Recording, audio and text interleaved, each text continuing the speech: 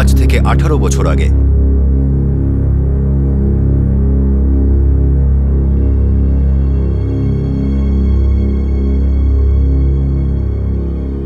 উনিশশো 95-96 আমাদের total accumulated losses হলো 300 ক্রোর্স। পুনে, মডগাঁও আর নাসিকের ইউনিট 10% ক্যাপাসিটিতে অপারেটেড হচ্ছে। কিন্তু স্যার, পাউলি নাইলন কোম্পানি আমাদের গ্রুপের সম্মান ছিল, শ্রেষ্ঠ ছিল। ছিল গিরিশদা, ছিল, কিন্তু এখন আর নেই। সময় পাল্টে গেছে। ঠিক বলেছ নিশান্ত, সময় ভাগ্যকে একদম বদলে দেয়। কোনো একদিন যেটা ফ্ল্যাগশিপ ছিল সেটা এখন লায়াবিলিটি, বোঝা হয়ে উঠেছে আমাদের জন্য। আমাদের এই যে নতুন ইউনিটগুলো, সেগুলো অনেক ভালো পারফর্ম করছে। আমি এই কথা মেনে নিচ্ছি স্যার, কিন্তু আমাদের নাইলন কোম্পানিতে 1000-এর বেশি শ্রমিক কাজ করে।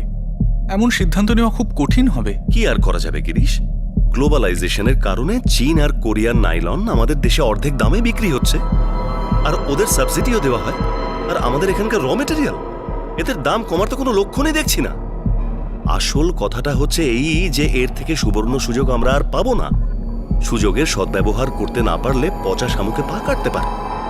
As simple as that. তার মানে আপনি এটা বলতে চাইছেন যে এই কোম্পানিটা বন্ধ করা ছাড়া আমাদের আর কোনো অপশন নেই? গিরিশ, অপশন যদি থাকতো তাহলে আর আলোচনায় বসতে হতো না।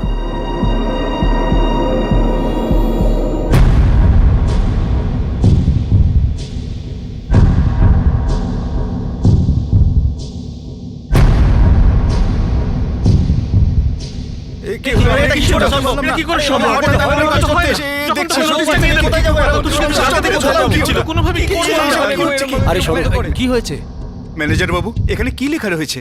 আর আজ কোম্পানির গেট কেন খোলেনি? দেখুন, এই নোটিশটা দেখুন একবার। এক মিনিট আমাকে দেখতে দাও তো। এত দ্বারা সমস্ত শ্রমিকদের জানানো হচ্ছে যে পাউলে নাইলন কোম্পানিকে অনিবার্য কারণে বন্ধ করা হচ্ছে। অতএব কোম্পানির আর আপনাদের কাউকে প্রয়োজন নেই। সেই জন্য আপনাদের সকলের চাকরি এই মুহূর্তে শেষ বলে ঘোষণা করা হচ্ছে। দেখুন, কোম্পানির গেট আর কোনোদিন খুলবে না। মালিকদের আর কোম্পানির প্রয়োজন নেই, আর কোম্পানির আমাদেরকে। কিন্তু ম্যানেজার স্যার, আমাদের কি হবে? আমিও জানি না, বিশ্বাস করো, মালিকরাও আমাকে কিচ্ছু বলেনি। ম্যানেজার বাবু, আমরা এই কোম্পানিতে নিজেদের চুল পাকিয়ে ফেলেছি, কোটি কোটি টাকা আয় করিয়ে দিয়েছি মালিককে। দিয়েছিলে তুকারাম, দিয়েছিলে, কিন্তু আজ আর আমাদের কোনো দাম নেই।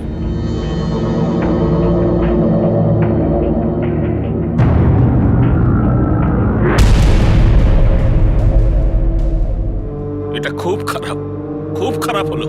এখন আমরা কি করব? আমরা কি করব? আমরা তো এছাড়া অন্য কোনো কাজও জানি না।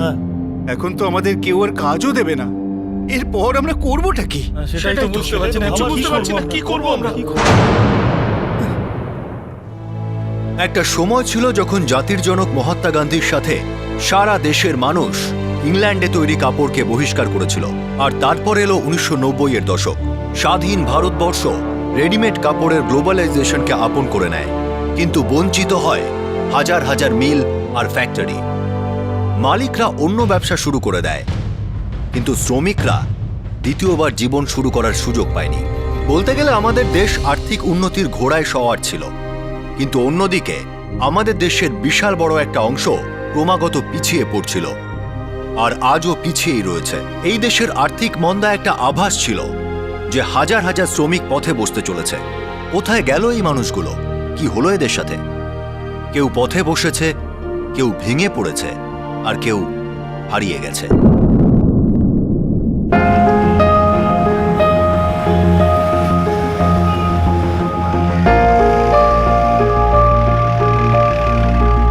তুকারাম, এখনো তোমার মাথা গরম হয়? সময় মতো কাজ না হলে আমার মাথা গরম হয়ে যায়। এরা সময় মতো আমার টিফিনটা গুছিয়ে দেয় না, সেই জন্য আমি ফ্যাক্টরিতে সময় মতো পৌঁছতে পারি না। আরে ওরাও তো মানুষ, কোনো ফ্যাক্টরি মেশিন তো নয় যে সব কাজ সময় মতো করবে। টিফিন আসুক কিংবা না আসুক, খাবার তো তোমাকে সময় মতোই খেতে হবে। ডাক্তারবাবু, আমি দেরি করে পৌঁছলে ফ্যাক্টরির ক্ষতি হয়ে যায়। আমরা পৃথিবীর সব থেকে ভালো সুতো বানাই। আপনার এই প্যান্ট আর শার্টের মেটেরিয়ালে গ্যারান্টি আমার বানানো সুতো আছে। এখন আমি দেরি করে পৌঁছলে কি করে চলবে বলুন তো? সারা দেশ লেট হয়ে যাবে না? একদম ডাক্তারবাবু, আমাদের বানানো কাপড় পৃথিবীতে 1 নম্বর। একদম ঠিক বলেছেন তুকারাম বাবু। আপনি বাইরে বসে বিশ্রাম করুন, আমি ওষুধ লিখে দিচ্ছি, ঠিক আছে? বাবা, বাবা চলো বাইরে চলো। আরে কি রে একনাথ, আমি কি একা একা হাঁটতে পারি না নাকি? তোরা সবাই আমাকে অসুস্থ ভাবিস কেন বলতো? আরে না না বাবা, তুমি একদম অসুস্থ নাও। আসছি ডাক্তারবাবু। এসো বাবা, এসো। বাবা, বাবা তুমি এখানে বসো, আমি ডাক্তারবাবুর কাছ থেকে প্রেসক্রিপশন নিয়ে আসছি। ঠিক আছে।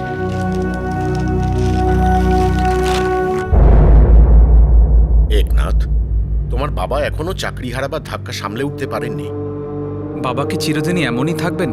কখনো ঠিক হবেন না? কেন ঠিক হবেন না? অবশ্যই ঠিক হবেন, কিন্তু একটু সময় লাগবে। পুরোনো দিনগুলোকে ভুলে সময়ের সাথে চলতে তো একটু সময় লাগবেই, আর ওষুধও লাগবে সঙ্গে। গত 14 বছর ধরে বাবা এমনই রয়েছেন। আমি আর আমার ভাই সব সময় বলি, আমাদের দুটো বাবা।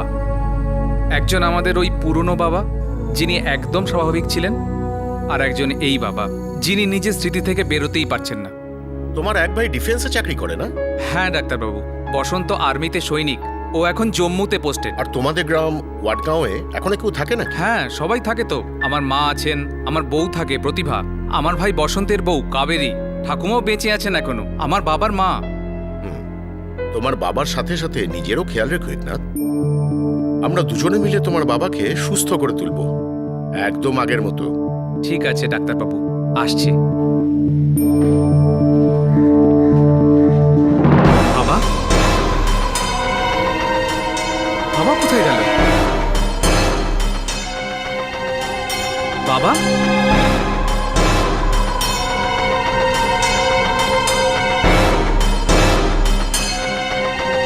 কোথায় গেল?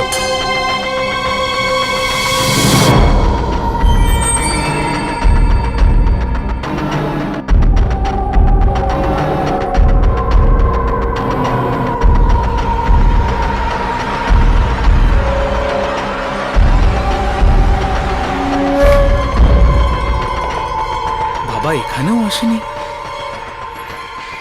কোথায় যেতে পারে?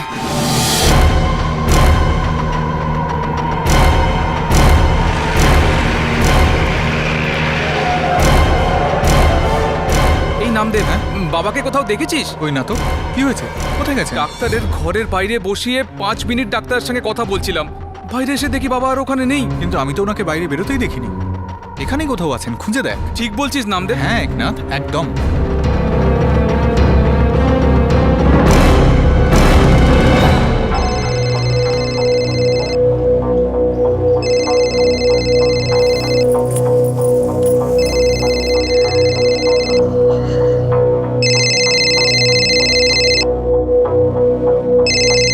আরে প্রতিভা, কাবেরী, পুনে থেকে ফোন এসেছে। আমি তো কিছু দেখতে পাচ্ছি না, কিছু বুঝতে পারছি না, দেখো তো। বড়দি, দাদা ফোন করেছে। হ্যালো।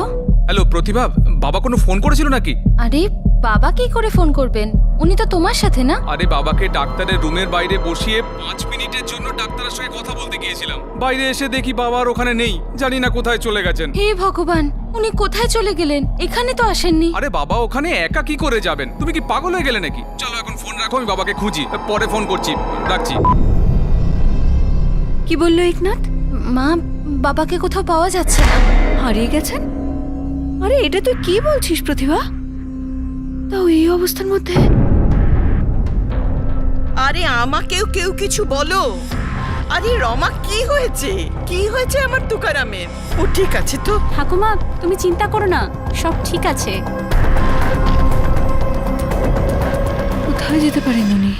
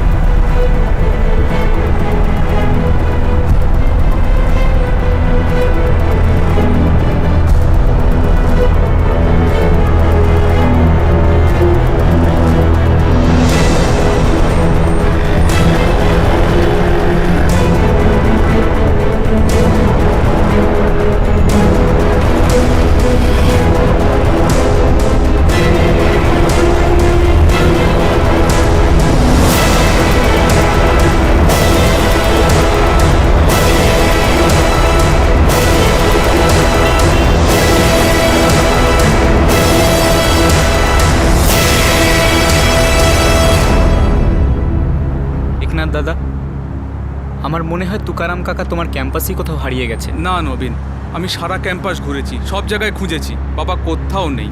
কিন্তু উনি বাইরে কি করে বেরোলেন? আর কেউ ওনাকে দেখতে পেল না, এটা কিভাবে সম্ভব? নবীন 14 বছর একটু একটু করে ভেঙে পড়েছেন। তখন দেশ দেখতে পাইনি, আর এখন সিকিউরিটিও দেখতে পাইনি। আমাদের দেশে বাবার মতন লোকেদের কোনো দামই নেই। বসন্ত তাকে খবর দিয়েছো? হ্যাঁ, ফোন করেছিলাম, ডিউটিতে ছিল, রাত্রে ফিরবে। দাদা এখন? তুকারাম কার্পে বয়স 52 বছর। 2010 সালে ওনার মিল বন্ধ হয়ে যাওয়ার 14 বছর পরে চাকরির সঙ্গে সঙ্গে উনি মানসিক ভারসাম্য হারিয়ে ফেলেন। পুনের এক সাইকিয়াট্রিস্টের কাছে ওনার চিকিৎসা চলছিল, আর তারপর একদিন সেই সাইকিয়াট্রিস্টের ক্লিনিকের বাইরে থেকে তুকারাম কার্পে নিখোঁজ হয়ে যান। ওনার ছেলে একনাথ আর ভাইপো নবীন হাজার চেষ্টা করার পরেও তাকে খুঁজে পাননি। আপনি হলেন ছেলে? হ্যাঁ স্যার। আর ইনিকে? আর ও আমার খুড়তুতো ভাই নবীন, এখানে পুনেতেই চাকরি করে। আত্মীয় স্বজনদের কাছে খোঁজ নিয়েছেন? স্যার, নবীন ছাড়া পুনেতে আমাদের আর কোনো আত্মীয় থাকে না, সবাই গ্রামে থাকে। ওয়াটগাঁও গুপ্তা। আমার ছোট ভাই বসন্ত আর্মিতে কাজ করে, এখন জম্মুতে পোস্টেড আছে। আপনি বলছিলেন আপনার বাবার মানসিক অবস্থা ঠিক নেই? হ্যাঁ স্যার, অনেক বছর ধরে। এর আগে কখনো উনি নিখোঁজ হয়েছেন নাকি? না স্যার। তাহলে পথ ভুলে গিয়েছেন, ফিরে আসার রাস্তা মনে করতে পারছেন না। আমি এখানকার সমস্ত পুলিশ স্টেশন আর পেট্রোল টিমকে অ্যালার্ট করে দিচ্ছি, নিশ্চয়ই পাওয়া যাবে।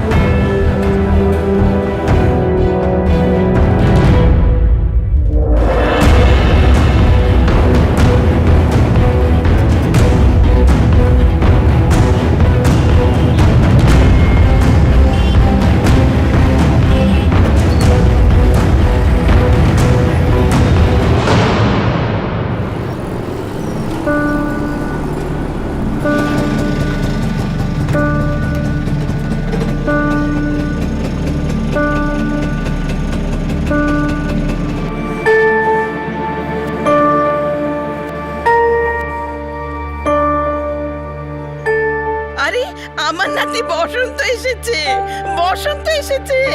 আয় সোনা, আয় আয়। ভগবান মঙ্গল করুক। বাবা বসন্ত, তোর বাবাকে খুঁজে পেয়েছিস? আমার তুকারামকে খুঁজে পেয়েছিস? কোথায় আছে রে তোর বাবা?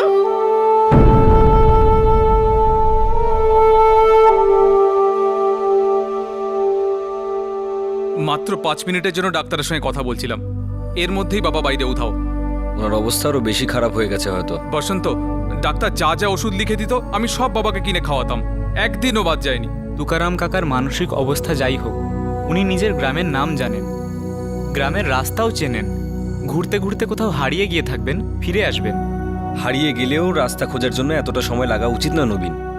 বলতে তো চাই না, কিন্তু মনে তো হচ্ছে যে বাবা। বসন্ত, বলা উচিত নয় তো ভুলেও বলিস না, আর তাও আবার মা ঠাকুমার সামনে। ওরা ভেঙে পড়বেন, সহ্য করতে পারবেন না।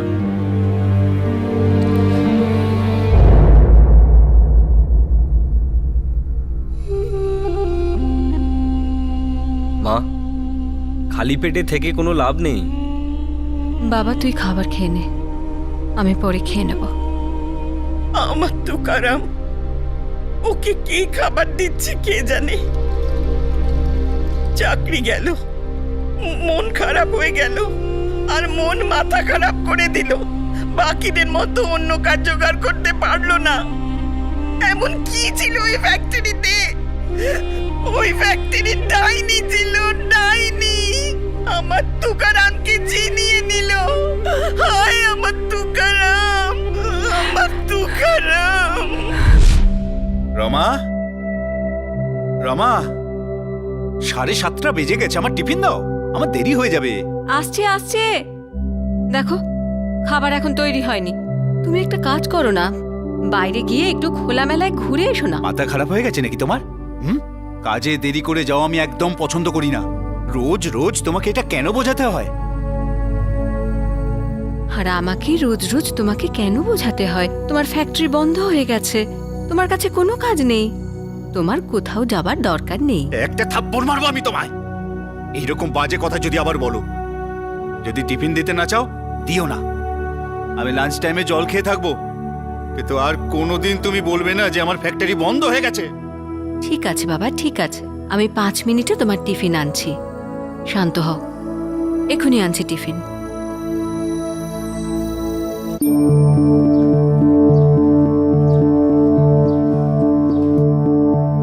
তুকারাম, সকাল সকাল কোথায় চললি? তুই কোথায় যাচ্ছিস? মা, রোজ রোজ এটা জিজ্ঞাসা করার কোনো মানে হয়? সকাল সকাল লোকে কোথায় যায়? ফ্যাক্টরিতেই তো যায়, তাই না? আমি এখন সেখানেই যাচ্ছি। তোর ফ্যাক্টরি তো বন্ধ, রোজ রোজ যাস কোথায়? আরে বাকি লোকেরা তো অন্য কাজ জুটিয়ে নিয়েছে, কিন্তু তুই তো চেষ্টাই করিস না।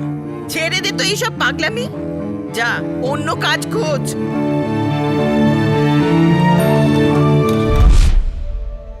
মা, আমাদের সবার মধ্যে সব থেকে খারাপ সময় তুমি দেখেছো, আর এখনই। কিন্তু তুমি দুর্বল হয়েও না মা। ওনার ওই রাগ, ওই চিৎকার, ওসব উল্টো পাল্টা কথা বলা, ওনাকে ছাড়াই একাকিত্ব আমার দম বন্ধ করে দেয়। তোর বাবাকে ফেরত আসতেই হবে। আমি মা কালীর কাছে প্রার্থনা করি, মা যেন রক্ষা করেন। তোর বাবাকে বাড়ি ফিরে আসার রাস্তা দেখিয়ে দিন। একজন ছেলে হিসেবে তোমার যা করার দরকার তুমি তা করেছো। তুকারাম যা সহ্য করেছে আমরাও সহ্য করেছি। বাবা, প্রথম কয়েক বছর তো খুব খারাপ ছিল। অনেকবার আমি তুকারামকে দেখেছি টিফিন বাক্স হাতে নিয়ে ফ্যাক্টরির বাইরে বসে আছে। আমি ওকে অনেক বোঝানোর চেষ্টা করেছি, কিন্তু ও কিছুতেই আমার কথা বুঝতে চাইছিল না।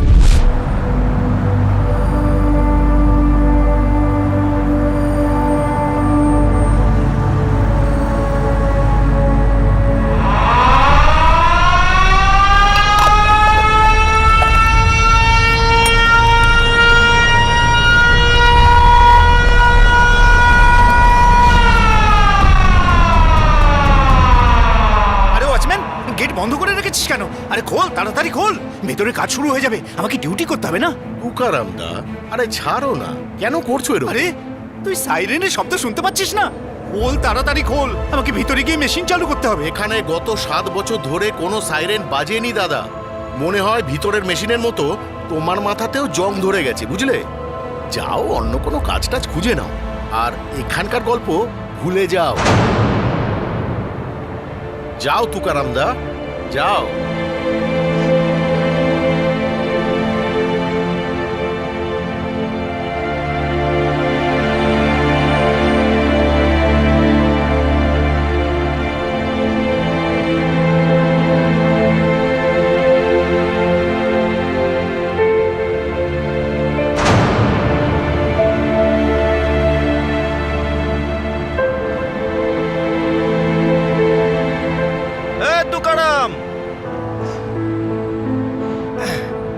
কেমন আছিস তুই? আরে আমার সাথে কাজ করবি? কোনো অসুবিধা নেই, 2-4 দিনে সব শিখে যাবি। এই শার্টটা তুই কোথা থেকে কিনলি? গ্রামে নতুন দোকান খুলেছে, ওখান থেকে কিনেছি। তুইও রেডিমেড জিনিস কিনলি? দেখ তুকারাম, রেডিমেড জামা সস্তায় পাওয়া যায়, সারা দুনিয়ার লোক পরে, আর আমি সময়ের সাথে চলি। তুই কোনোদিনও বুঝবি না। কতদিন পুরনো কথা নিয়ে বসে থাকবি বলতো? দেখ তুকারাম, তোর কাজের দরকার, কাজের তোকে দরকার নেই। একটু বোঝার চেষ্টা কর, নিজেকে পাল্টা। গোপাল, পুরো 18 বছর আমি এই কোম্পানিতে কাপড় তৈরি করেছি। প্রত্যেক মাসে যখন মাইনের টাকা পেতাম না, গর্বে আমার বুক ফুলে উঠত। এখন বউ ছেলেদের কাছে টাকা চাইতে হয়, খুব খারাপ লাগে রে। তুকারাম, আমাদের মালিকের কাছে অনেক পাওনা বাকি, সেসব আমাদের হকের পাওনা, তার জন্য আমরা লড়ছি। কিন্তু জানি না এই লড়াই কতদিন চলবে। মালিকরা বড় লোক, 14 পুরুষ ঘরে বসেই খেতে পারে ওরা, কিন্তু তা বলে তো আমাদের চলবে না, ঘরে বউ বাচ্চা আছে। এই জন্য বলছি, চল আমার সাথে, আর নতুন কোনো কাজ শিখে নে।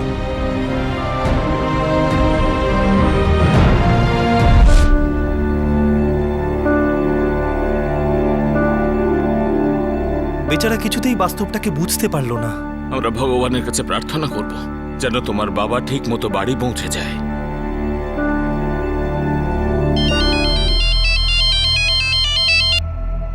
হ্যালো, হ্যাঁ আমি একনাথ বলছি। ব্যাস আমি 2 ঘন্টায় পৌঁছচ্ছি। ধরে নিন আমি পৌঁছেই গেছি। কোনো খবর? বনোয়ারি পুলিশ স্টেশন থেকে ফোন করেছিল। কি বললো? কাকাকে পাওয়া গেছে? ওনারা এক্ষুনি ডেকেছেন। যাক, কোনো ভালো খবরই হবে নিশ্চয়ই। আচ্ছা কাকা, আমরা আসছি। বেঁচে থাকো, বেঁচে থাকো।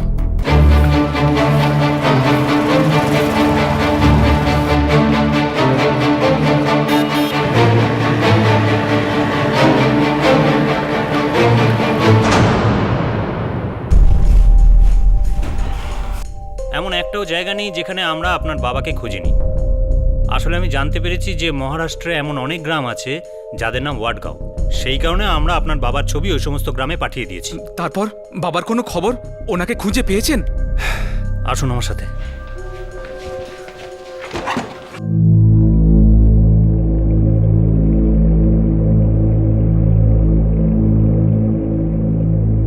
দেখুন একনাথ, আমি আপনাকে ফোনে বলিনি, কিন্তু আপনার বাবার বয়স আর চেহারার সাথে মিল থাকা কিছু অজ্ঞাত পরিচয় লাশ আমরা কয়েকটা জায়গা থেকে উদ্ধার করেছি। লাশগুলোর অবস্থা খুব খারাপ হয়ে গেছে, তবু চাইলে শনাক্ত করতে পারেন।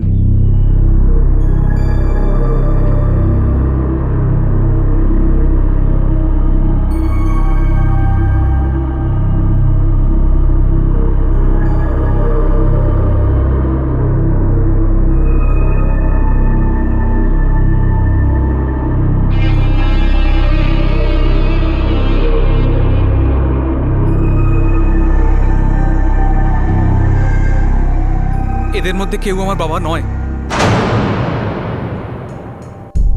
আমরা আপনার বাবাকে খুঁজতে থাকব, কিন্তু একটা কথা বুঝে নিন, এখন 2 সপ্তাহ হয়ে গেছে, আর যত দিন গড়াতে থাকবে আশা ততই কমতে থাকবে। ঠিক আছে স্যার, আমি বুঝতে পারছি। আচ্ছা দাদা, আমার কালকে ফিরতে হবে, ডিউটি জয়েন করার আছে। আমাকেও তো যেতে হবে। বসন্ত দা, একনাথ দা, তোমরা নিজের নিজের ডিউটি জয়েন করো। আমার হাতে কিছু সময় আছে, আমি না হয় পুলিশের টাচে থাকবো। থ্যাংক ইউ নবীন।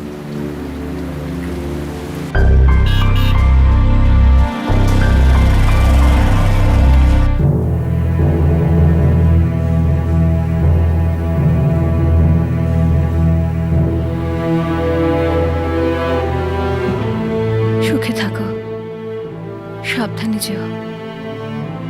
দেখো মা, মনকে শক্ত করো। হতেও তো পারে যে একদম ও কথা মুখে আনবি না। অল্প একটু আশা নিয়ে বেঁচে আছি আমি, সেটাও কেড়ে নিস না। আশা রাখা ভালো, কিন্তু নিজেকেও তো সামলে রাখতে হবে মা। তোমরা একদম চিন্তা করো না, আমরা মা আর ঠাকুমাকে সামলে রাখবো। আচ্ছা মা, আসি, নিজের খেয়াল রেখো।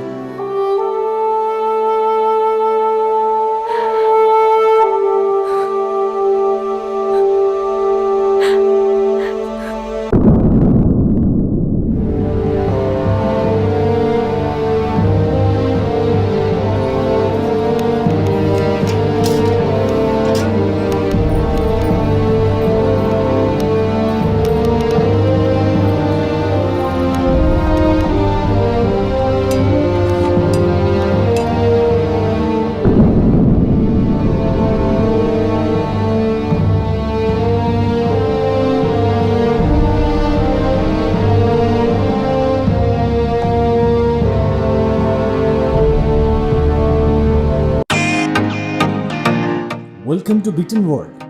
How may I assist you? নতুন ফ্ল্যাটের জন্য একটা স্ট্যান্ড ফ্যান আর কুলার নেব। এই পচা গরম থেকে একটু স্বস্তি চাই। বাজার চলতে সব ব্র্যান্ড আর ভরসাযোগ্য নয়। তার জন্য তো আমাদের ফ্যান আছে, all purpose bullet table fan, ceiling fan. আমাদের সিলিং ফ্যান কিন্তু 30 মাসের ওয়ারেন্টি সহ পাওয়া যায়। আছে ফারাটা 2 বছরের ওয়ারেন্টি, 17 থেকে 20 মিটার এয়ার ফ্লো। মধ্যবিত্তের সাধ্যের মধ্যে একমাত্র ভরসাযোগ্য ব্র্যান্ড বিটেন। আমাদের কুলারের কিন্তু অনেক range, 45 litres, 50 litres, 70 litres, 90 litres, 110 litres. Honeycomb সহযোগে বিটেনের সব কুলারের ওয়ারেন্টি 1 বছর। চেনা হাওয়ায় অচেনা অনুভূতির জন্য একমাত্র আদর্শ বিটেন।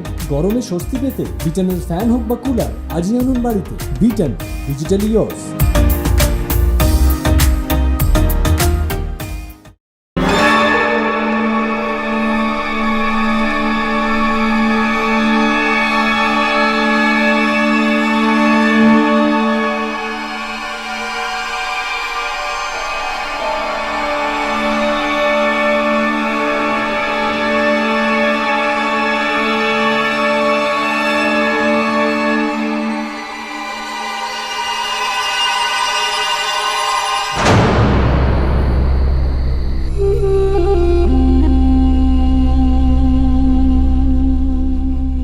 1 বছর হয়ে গেল।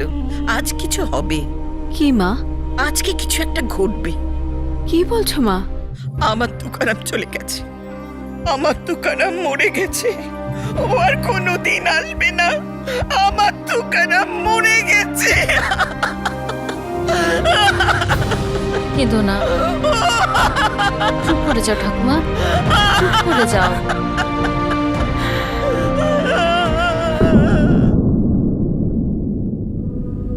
তুকারামের নিরুদ্দেশ হওয়ার 1.5 বছর হয়ে গেছে।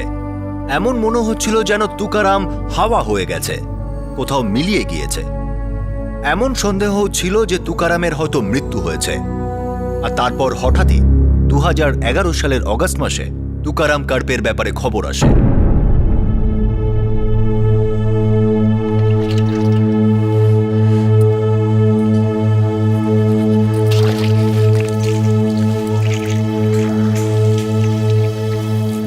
মা, ও মা, চলো না আমাদের সঙ্গে।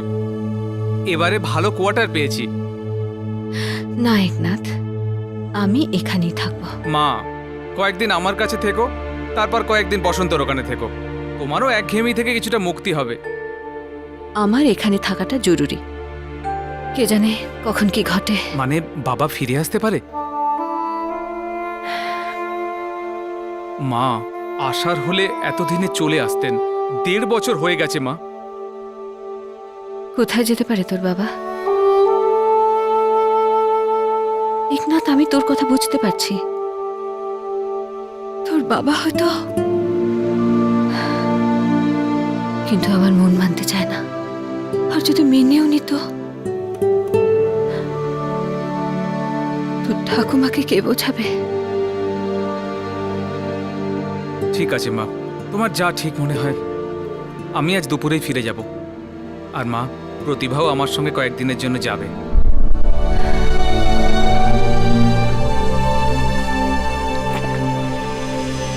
ঠাকুমা, আসছি। ভগবান মঙ্গল করুক। সুখে থেকো, সাবধানে যেও। এই যে দাদা, শুনছেন? আপনার নামে একটা চিঠি আছে। আমার চিঠি? এখানে গ্রামে? হ্যাঁ। আমার চিঠি? এই নিন, দেখুন।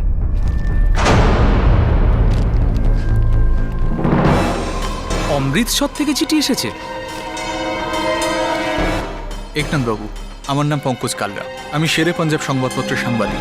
আমি সম্প্রতি জানতে পেরেছি যে পাকিস্তানের লাহোর সেন্ট্রাল জেলে এক কয়েদি আছে যার নাম হলো তুকারাম কার্পে। কার চিঠি গো? কি হয়েছে একনাথ? কে চিঠি পাঠিয়েছে? বল না বাবা, বল না, চিঠিটা কি লিখেছে? একনাথ বাবু, আমার নাম পঙ্কজ কালরা। আমি শেরে পাঞ্জাব সংবাদপত্রের সাংবাদিক। আমি সম্প্রতি জানতে পেরেছি যে পাকিস্তানের লাহোর সেন্ট্রাল জেলে একজন কয়েদি আছে যার নাম তুকারাম কার্পে। উনি আপনার নামে একটি চিঠি পাঠিয়েছেন, সেটা আমি এই চিঠির সঙ্গে পাঠালাম। আমার কাছে আপনার মোবাইল নম্বর নেই। আমার নম্বর হলো 9769 ইতি পঙ্কজ কালরা। আরে কি হয়েছে? কি হয়েছে? কে খবর পাঠিয়েছে শুনি? তোমরা সবাই চুপ করে আছো কেন? ঠাকুমা, বাবার চিঠি এসেছে। কি? আমার তুকারামের চিঠি এসেছে? তোর বাবা চিঠি পাঠিয়েছে? পন্ডা কি লিখেছে পড়। বাবা একনাথ, তোমরা সবাই কেমন আছো? আমি পাকিস্তানের লাহোরের এক জেলে আছি। আমি জানি না এখানে কবে আর কিভাবে এলাম, কিন্তু মনে হয় অনেক দিন কেটে গেছে। এরা আমাকে খেতে টেতে দেয় ঠিকই, কিন্তু আমি খুব ক্লান্ত হয়ে পড়েছি। আমার মাথায় খুব ব্যথা করে। আমার নিজের গ্রাম আর বাড়ির ঠিকানাও ভালো করে মনে নেই। যতটুকু মনে ছিল লিখে দিয়েছি। আমাকে এখান থেকে নিয়ে যা বাবা। আমি এই লোকদের অনেকবার বলেছি আমি পাওলে নাইলন কোম্পানিতে কাজ করি, কিন্তু এই সব লোকেরা আমার কোম্পানির ব্যাপারে কিচ্ছু জানে না। বাবা, কোম্পানির ম্যানেজারকে শিগগির গিয়ে বলে আয়, আমি খুব তাড়াতাড়ি ডিউটিতে জয়েন করব, নয়তো অকারণে আমার সব ছুটি কেটে নেবে, টাকাও কেটে নেবে। তাছাড়া আমি ছাড়া আমার ডিপার্টমেন্টের ক্ষতি হয়ে যাবে না। বাবা, আমাকে বাড়ির ঠিকানা পরিষ্কার করে লিখে পাঠা। আমি বাড়ি ফিরতে চাই বাবা, কাজে যেতে চাই।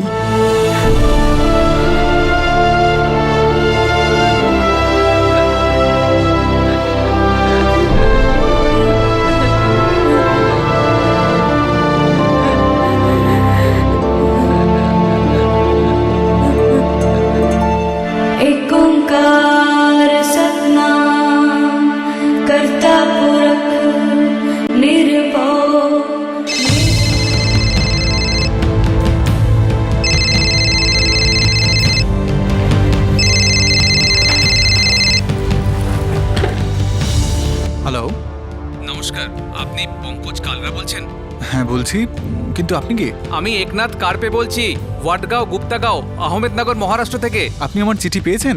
হ্যাঁ পেয়েছি। পঙ্কজবাবু, আমার বাবাকে ফিরিয়ে আনতেই হবে। দেখুন একনাথ, লাহোর জেলে আমাদের অমৃতসরের এক বন্দী ছিল সতনাম সিং, যে 21শে অগস্ট মুক্তি পেয়েছে। ওই আপনার বাবার চিঠিটা নিয়ে এসেছিল।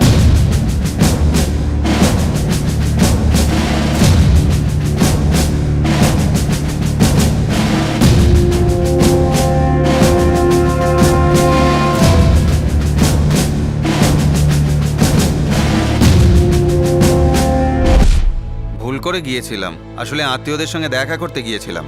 স্টেশন থেকে অমৃতসর যাওয়ার সমঝোতা এক্সপ্রেসে ওঠার কথা ছিল, আর ভুল করে আমি লাহোর যাওয়ার গাড়িতে উঠে বসলাম। ব্যাস ধরে নিল আমাকে। বেশ, তো কবেকার ঘটনা? তা প্রায় বছর 3 তো হবেই। লাহোর জেলে একজন ভারতীয় কয়েদিও রয়েছে, বয়স্ক মানুষ। ওই মানুষটার মানসিক অবস্থা ভালো নয়। একটা চিঠি দিলেন ওনার ছেলেকে দেওয়ার জন্যে। উনি মহারাষ্ট্রে থাকেন। আপনি কি ওই চিঠিটা ওনার ছেলের কাছে পৌঁছে দেবেন? হ্যাঁ হ্যাঁ, অবশ্যই। চিঠি সঙ্গে আছে? হ্যাঁ এনেছি, এনে।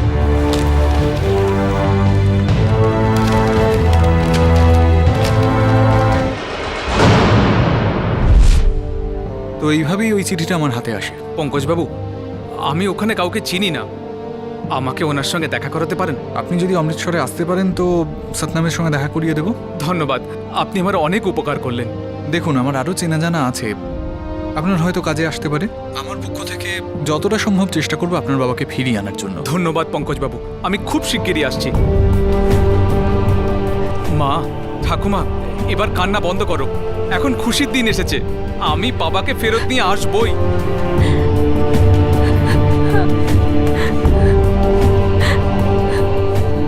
জানুয়ারি 2010 সালে তুকারাম কার্পে মহারাষ্ট্রের পুনে থেকে নিখোঁজ হয়ে যান। মহারাষ্ট্রের আহমেদনগরের বসবাসকারী এই পূর্বতন মিল কর্মচারীর পুরো 1.5 বছর পর খবর আসে। তাও আবার কোথায়? পাকিস্তানের লাহোরের সেন্ট্রাল জেলে। একজন মুক্তি পাওয়া বন্দী পাকিস্তান থেকে তুকারামের চিঠি ভারতে নিয়ে আসে, আর সেই চিঠির সাথেই আসে আশার এক নতুন আলো। একটা পরিবারের একজন বাবা, স্বামী আর ছেলে পুরো 1.5 বছর পর ফিরতে চলেছে। কিন্তু দিল্লি এখনো বহুদূর, আর লাহোর তার থেকেও দূরে।